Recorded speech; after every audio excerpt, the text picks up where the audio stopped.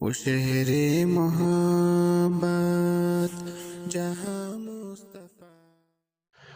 یہ ایک تکوینی مسئلہ ہے کہ انسان کی مادی ضرورتوں کا تعلق مادی چیزوں سے ہے، اور اس کے بارے میں اللہ تعالیٰ کا فیصلہ یہ ہے کہ مادی ضرورتیں کسی کے بہت فراوانی کے ساتھ پورے ہوں، اور کسی کے ایک وقت کی چیز میسر ہو تو دوسرے وقت کے لیے اس کے پاس کچھ بھی نہ ہو۔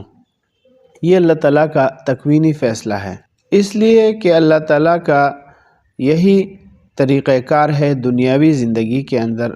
دنیاوی زندگی میں انسانوں کے ساتھ اللہ تعالیٰ نے فرمایا، نحن قسمنا بینہم معیشتہم فی الحیات الدنیا، ہم نے دنیاوی زندگی میں ان کے معاش کے اسباب تقسیم کر دیے، اور بعض کو بعض کے اوپر بدرجہ ہاں فائق بنایا کہ ان میں سے ہر ایک دوسرے کو اپنا تابعدار بنا لیتا ہے۔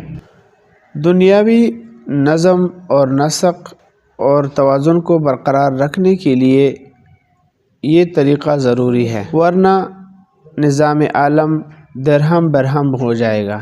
لیکن اللہ تعالیٰ نے یہ تفریق ڈال کر غریب اور امیر کے درمیان ان کو بالکل آزاد نہیں چھوڑا، بلکہ ان کو حکم فرمایا، وفی اموالہم حق معلوم للسائل والمحروم، کہ ان کے مالوں میں مانگنے والوں اور محروم لوگوں کا حصہ ہے، یعنی مالدار لوگوں کے مالوں میں غریبوں اور مسکینوں کا حصہ مقرر ہے۔